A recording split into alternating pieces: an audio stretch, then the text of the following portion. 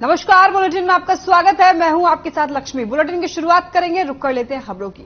मुख्यमंत्री मनोहर लाल ने करनाल में डॉक्टर मंगल सेन सभागार में विभिन्न राज्य स्तरीय परियोजनाओं का उद्घाटन और शिलान्यास किया। सीएम ने 2010 करोड़ लागत वाली कुल 96 परियोजनाओं का उद्घाटन और 73 परियोजनाओं का शिलान्यास भी किया। इनमें से रोहतक के लिए 2 प्रोजेक्ट भी शामिल हैं।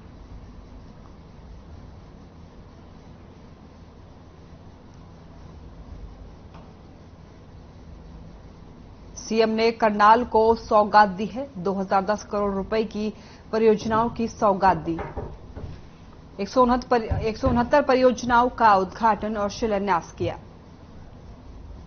डॉक्टर मंगल सेन सभागार में कार्यक्रम आयोजित हुआ।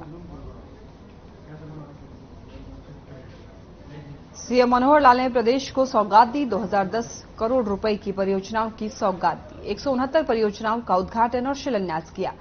डॉक्टर मंगल सेन सभागार में कार्यक्रम आयोजित हुआ। करनाल जिले को 343 करोड़ 16 परियोजनाएं, कैथल को मिली 89.72 करोड़ की परियोजनाएं, भिवानी को 10.86 करोड़ की मिली सौगात, गुरुग्राम को 26 करोड़ की परियोजनाओं का तोहफा, 6 लेन करनाल मेरठ सड़क का उद्घाटन, चरखी दादरी में नए सचिवालय भवन का उद्घाटन किया गया। फतेहाबाद में 200 बेड के सिविल अस्पताल का शिलान्यास किया गया। फतेहाबाद में नए बस स्टैंड का भी उद्घाटन किया गया। हिसार में 4 सब स्टेशनों का शिलान्यास किया गया। जींद में सिंचाई विभाग के कई प्रोजेक्ट का भी शिलान्यास किया गया।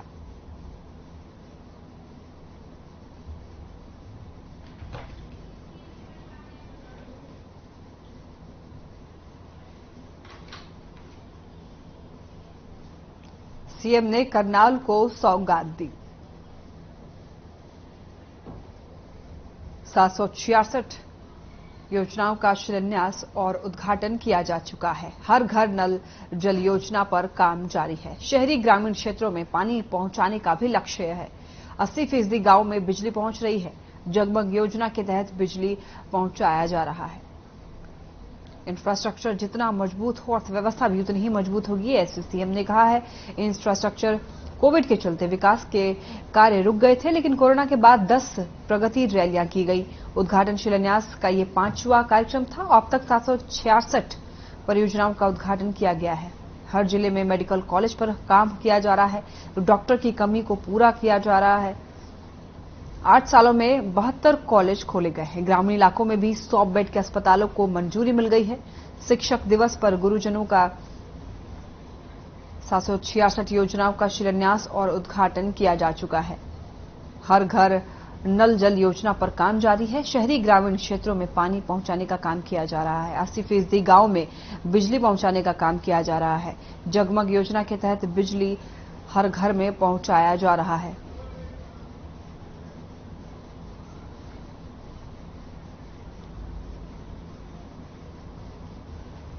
फतेहाबाद में सीएम मनोहर लाल ने 500 करोड़ की परियोजनाओं का उद्घाटन और शिलान्यास किया। बता दें कि सीएम ने फतेहाबाद में करीब 20 करोड़ की लागत से बने नए बस स्टैंड का उद्घाटन किया। साथ ही 234 करोड़ से बनने वाले 200 बेड के नागरिक अस्पताल का भी शिलान्यास किया। इसके अलावा 7 अन्य प्रोजेक्ट का भी उद्घाटन और 18 परियोजनाओं का शिलान्यास किया है।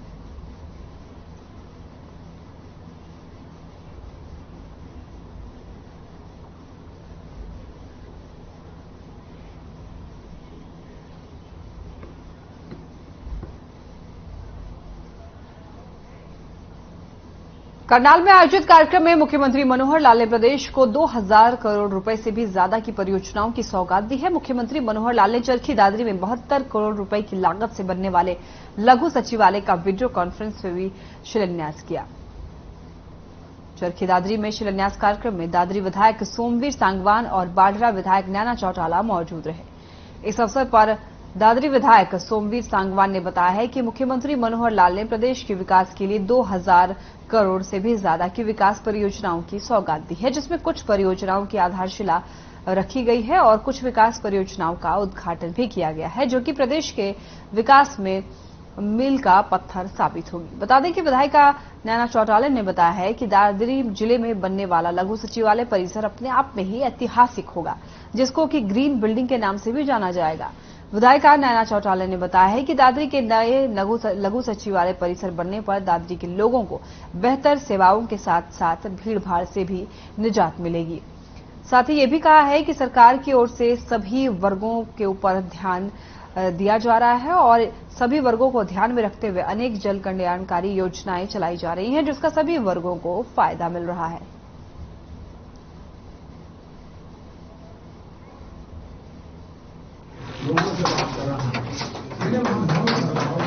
जो है इसमें दो ही है, बारडा और दादरी। तो ये मेन स्टेशन जो है वो दादरी है, तो यहाँ जो कुछ बनेगा वो बारडा को भी मिलेगा और दादरी को भी मिलेगा। तो ये जो बिल्डिंग बन रही है सेक्रेटेरिएट की, ये पूरे हरियाणा में पहली ग्रीन बिल्डिंग के नाम से है, जहाँ लाइट्स नहीं होंगी, मतलब ग्रीन बिल्डिंग के नाम से है। मतलब डे टाइम में लाइट्स वगैरह सारा कुछ, इसमें शायद बिजली का ऐसा प्रावधान नहीं है कुछ। माननीय मुख्यमंत्री जी ने आज लगभग 2000 करोड़ की सौगात, कुछ आधारशिला, कुछ उद्घाटन करे हैं। ये हरियाणा प्रदेश के विकास में बहुत बड़ा मील का पत्थर साबित होगा और उसी के अनुरूप हमारे दादरी में भी सेक्रेटेरिएट जो पिछले काफी दिनों से माननीय मनोहर लाल जी ने जिला बनाया था, उसमें सेक्रेटेरिएट की जो जरूरत थी, 72 करोड़ का प्रोजेक्ट की 2000 आधारशिला रखी है। आने वाले टाइम में तो हमारे सभी ऑफिसर्स, सभी दफ्तर इकट्ठे उसी के अंदर लग जाएंगे। सीएम मनोहर लाल ने लघु सचिवालय में कुरुक्षेत्र की 2 बड़ी परियोजनाओं का उद्घाटन और 1 बड़ी परियोजनाओं का शिलान्यास किया। इन तीनों परियोजनाओं के लिए 23 करोड़ 8 लाख रुपए आवंटित किए गए हैं और इस मौके पर एडीसी अखिल पिलानी, एसडीएम अदिति और उनके बीजेपी कार्यकर्ता मौजूद रहे। सीएम मनोहर लाल ने कुरुक्षेत्र को सौगात दी है, 3 परियोजनाओं का शुभारंभ किया है। 23 करोड़ 8 लाख की लागत की परियोजनाओं का उद्घाटन किया गया है। सीएम मनोहर लाल ने कुरुक्षेत्र को एक बड़ी सौगात दी है। 3 परियोजनाओं का शुभारंभ भी किया गया है।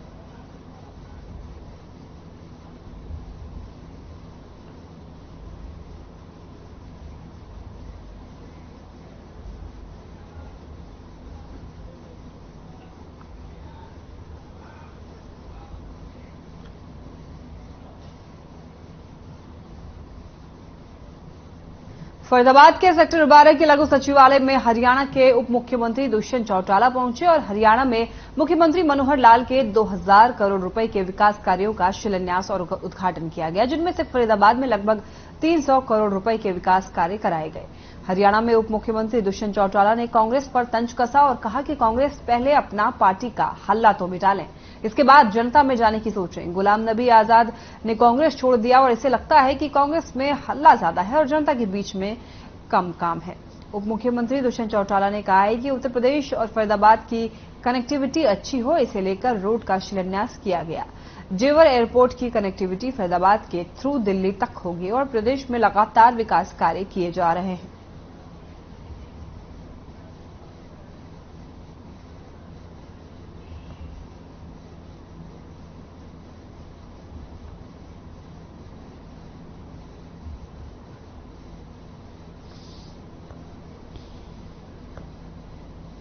फरीदाबाद के सेक्टर 12 के लघु सचिव में हरियाणा के उप मुख्यमंत्री दुष्यंत चौटाला पहुंचे और हरियाणा में मुख्यमंत्री मनोहर लाल के 2000 करोड़ रुपए के विकास कार्यों का शिलान्यास और उद्घाटन किया।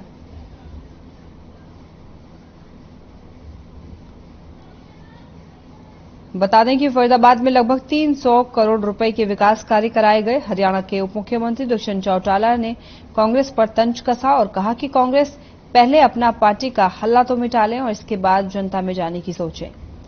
गुलाम नबी आजाद ने कांग्रेस छोड़ दिया और इससे लगता है कि कांग्रेस में हल्ला ज्यादा है और जनता के बीच में कम है। उप मुख्यमंत्री दुष्यंत चौटाला ने कहा है कि उत्तर प्रदेश और फरीदाबाद की कनेक्टिविटी अच्छी हो, इसे लेकर रोड का शिलान्यास किया गया। जेवर एयरपोर्ट की कनेक्टिविटी फरीदाबाद के थ्रू दिल्ली तक होगी और प्रदेश में लगातार विकास कार्य किए जा रहे हैं।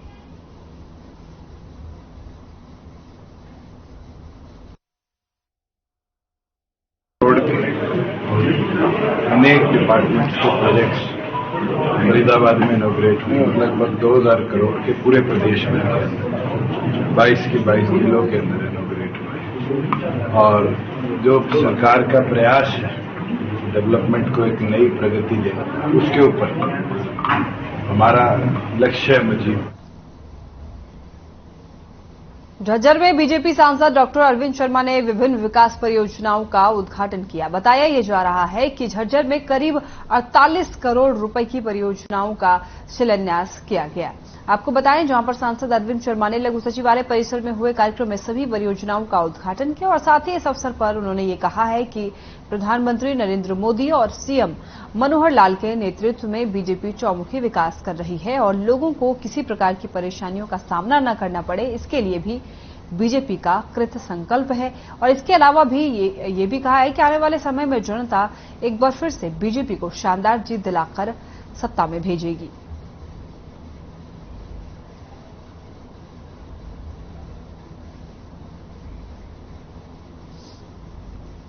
झज्जर में बीजेपी सांसद डॉक्टर अरविंद शर्मा ने विभिन्न विकास परियोजनाओं का उद्घाटन किया। बताया जा रहा है कि झज्जर में करीब 48 करोड़ रुपए की झज्जर में परियोजनाओं का शिलान्यास किया गया है, जहां पर सांसद अरविंद शर्मा ने लघु सचिवालय परिसर में हुए कार्यक्रम में सभी परियोजनाओं का उद्घाटन किया और साथ ही इस अवसर पर उन्होंने कहा है कि प्रधानमंत्री नरेंद्र मोदी और सीएम मनोहर लाल के नेतृत्व में बीजेपी चौमुखी विकास कर रही है।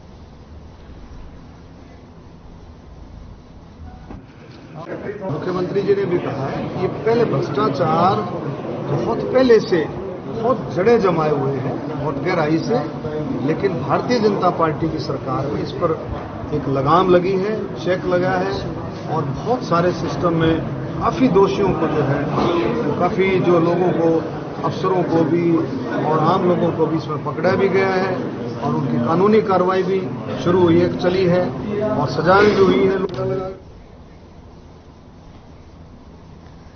रुक करेंगे बड़ी खबर की ओर। फरीदाबाद से ये बड़ी खबर, जहां पर ग्रीवेंस कमेटी की बैठक में डिप्टी सीएम पहुंचे हैं। बड़ी खबर आपको बता रहे हैं, फरीदाबाद से ग्रीवेंस कमेटी की बैठक में डिप्टी सीएम। फरीदाबाद के सेक्टर 12 में हो रही है मीटिंग। बड़ी खबर आपको बता रहे हैं, जिले के डीसी सहित अन्य विभाग के अधिकारी भी मौजूद हैं। फरीदाबाद से बड़ी खबर, ग्रीवेंस कमेटी की बैठक में मौजूद हैं डिप्टी सीएम दुष्यंत चौटाला। फरीदाबाद के सेक्टर 12 में मीटिंग की जा रही है। बड़ी खबर आपके सामने, ग्रीवेंस कमेटी की बैठक में डिप्टी सीएम पहुंचे हैं। फरीदाबाद के सेक्टर 12 में मीटिंग हो रही है। जिले के डीसी सहित अन्य विभाग के अधिकारी भी मीटिंग में मौजूद हैं। फरीदाबाद से बड़ी खबर आपके सामने, ग्रीवेंस कमेटी की बैठक हो रही है और ग्रीवेंस कमेटी की बैठक में डिप्टी सीएम दुष्यंत चौटाला मौजूद हैं। फरीदाबाद के सेक्टर 12 में मीटिंग की जा रही है। जिले के डीसी सहित अन्य विभाग के अधिकारी भी वहां पर मौजूद हैं। ये तस्वीरें आपको दिखा रहे हैं। फरीदाबाद से बड़ी खबर, ग्रीवेंस कमेटी की बैठक हो रही है। बैठक में डिप्टी सीएम दुष्यंत चौटाला भी वहां पर मौजूद हैं। ये तस्वीरें आपको दिखा रहे हैं बैठक की। इस बैठक में आप देख सकते हैं बिल्कुल बीचों बीच डिप्टी सीएम बैठे हुए हैं। ग्रीवेंस कमेटी की बैठक हो रही है और इस बैठक में डिप्टी सीएम दुष्यंत चौटाला भी मौजूद हैं। ग्रीवेंस कमेटी की बैठक फरीदाबाद के सेक्टर 12 में की जा रही है और इस बैठक में अन्य अधिकारी वहां पर मौजूद हैं। फरीदाबाद से बड़ी खबर, ग्रीवेंस कमेटी की बैठक और ग्रीवेंस कमेटी की बैठक में डिप्टी सीएम दुष्यंत चौटाला मौजूद हैं। ये तस्वीरें आपको लगातार दिखा रहे हैं फरीदाबाद से। फरीदाबाद के सेक्टर 12 में ग्रीवेंस कमेटी की बैठक हो रही है और इस बैठक में बीचों बीच आप देख सकते हैं तस्वीरें, जहां पर डिप्टी सीएम दुष्यंत चौटाला बैठे हुए भी नजर आ रहे हैं।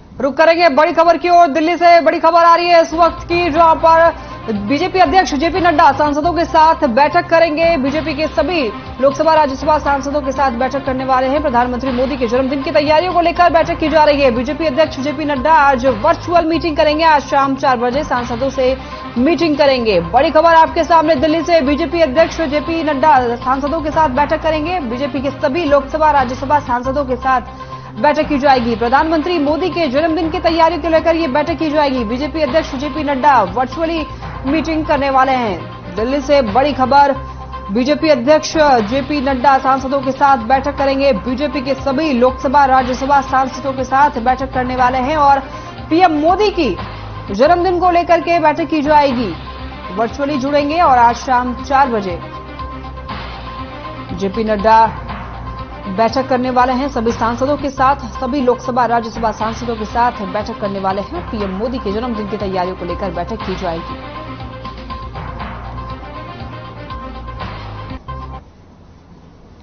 हरियाणा के मुख्यमंत्री मनोहर लाल ने प्रदेश के विभिन्न जिलों में 2038 करोड़ के विकास कार्यों का शिलान्यास किया और इस अवसर पर यमुनानगर में हरियाणा के शिक्षा मंत्री कौरपाल गुर्जर ने यह कहा है कि समय ऐसा था जब मुख्यमंत्री 25 लाख रुपए की लागत से होने वाले विकास कार्यों के उद्घाटन करते थे और अब विकास इतनी तेजी से हो रहा है कि मुख्यमंत्री के पास 25 करोड़ के विकास कार्य करने के लिए भी समय नहीं है और इस तरह के कार्य ऑनलाइन कर रहे हैं। साथ ही उन्होंने ये भी कहा कि मुख्य बिखर रही है लेकिन भारत जोड़ने की बात कर रही है। कांग्रेस ऐसे समय में रैलियां कर रही है जिस समय उनका जनाधार पूरी तरह से खिसक चुका है और इस स्थिति के बाद नहीं लगता है कि कांग्रेस के पास अब कुछ बचा है। कांग्रेस सिर्फ विरोध के लिए विरोध की रैली कर रही है।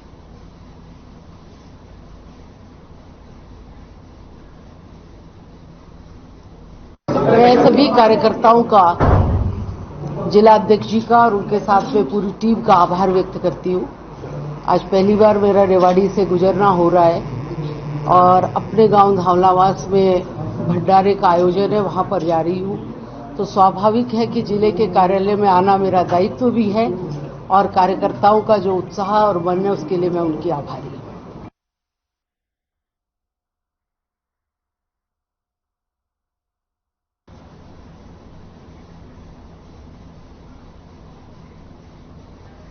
चलिए आपको सीधे लिए छोड़ेंगे रामलीला मैदान, जहां पर कांग्रेसी हल्ला बोल रैली में क्या कुछ कह रहे हैं राहुल गांधी, आइए आपको सुनाते हैं। जी, भूपेश बघेल जी,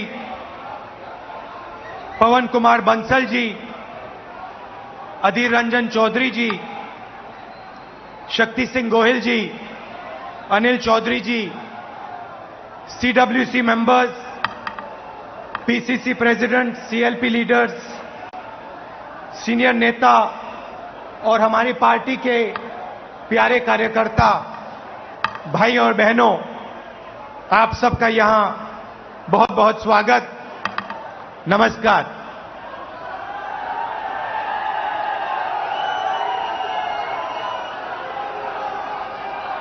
देश की हालत आपको दिख रही है। देश में क्या हो रहा है, क्या नहीं हो रहा है, आपसे नहीं छुपाया जा सकता है।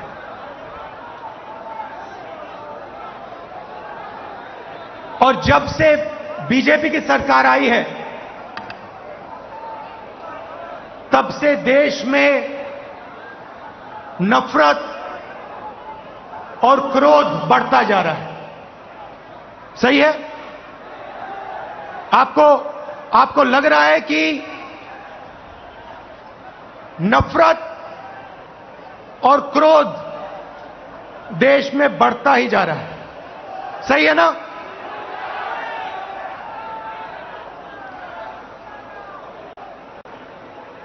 नफरत किसको होती है? भाइयों और बहनों, नफरत डर का एक रूप है। जिसको डर होता है उसी के दिल में नफरत पैदा होती है। जो डरता नहीं है, जिसको डर नहीं होता है, उसके दिल में नफरत पैदा नहीं होती है। तो भाइयों और बहनों, जब हम कहते हैं हिंदुस्तान में नफरत बढ़ रही है, उसी बात को दूसरे तरीके से कहना कि हिंदुस्तान में डर बढ़ता जा रहा है। किस चीज का डर? भविष्य का डर, महंगाई का डर, बेरोजगारी का डर, यह बढ़ता जा रहा है और इसके कारण हिंदुस्तान में नफरत बढ़ती जा रही है। और नफरत से क्या होता है? नफरत से लोग बढ़ते हैं देश बढ़ता है और देश कमजोर होता है। बीजेपी और आरएसएस के नेता देश को बांटते हैं और जानबूझकर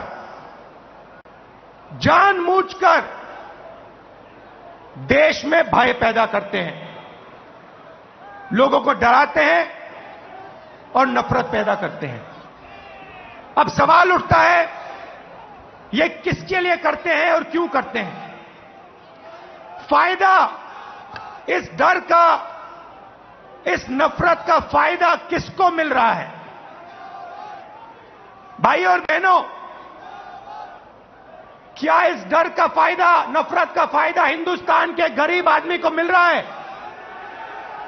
पिछले 8 सालों में आप मुझे बता दीजिए, हिंदुस्तान के गरीब आदमी को, किसान को, मजदूर को, छोटे दुकानदार को नरेंद्र मोदी जी की सरकार ने क्या फायदा दिया?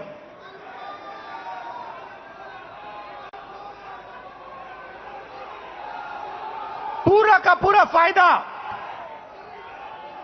डर और नफरत का फायदा हिंदुस्तान के 2 उद्योगपति उठा रहे हैं।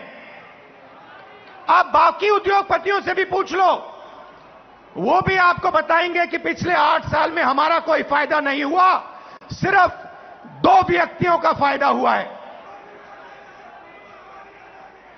और देखने को मिल रहा है, चाहे एयरपोर्ट हो, चाहे पोर्ट हो, सड़कें हो,